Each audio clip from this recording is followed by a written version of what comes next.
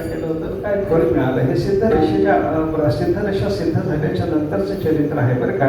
तेने झाले अवघे काम निवारला भवभ्रम. आमचं सगळं काम झालं, आमचा भवभ्रम निवृत्त झाला, संसार रूपी भ्रमाची निवृत्ती झालेली आहे.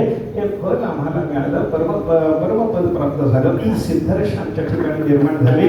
पण ही सिद्धदशा निर्माण होण्याकरता, त्या भवभ्रमाची शांती होण्याकरता मी साधन काय केलं होतं त्याचाही विचार या अभंगामध्ये आहे. एक धरीला चित्ती आम्ही रखमाईचा पती परमात्मा पंढरीनाथ, त्याला आम्ही चित्तात धारण केलं.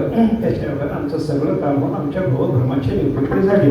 भवभ्रमाची निवृत्ती होणं हे फळ म्हणजे सिद्धदशा. आणि ती सिद्धदशा प्राप्त होण्याकरता आम्ही रखमाईचा पती परमात्मा धारण केला, हे साधन असा विचार या ठिकाणी आपल्याला पाहायला सापडतो बरं का. आता जसं या अभंगामध्ये तुकाराम महाराजांनी सांगितलं की बाबा आम्ही एक विठ्ठलाला हृदयात धारण केलं आणि त्याच्यानं आमच्या भवभ्रमाची निवृत्ती झाली, त्याच पद्धतीनं प्रस्तुत अभंगाचा जर विचार करायचा झाला तर हाही सिद्ध दशेचं जीवन चरित्र सांगणारा अभंग आहे. साधकाची दशा नाही, संसाराचं चरित्र तरी नाहीच नाही. साधकाची दशा सांगितलेली नाही, सिद्ध दशा.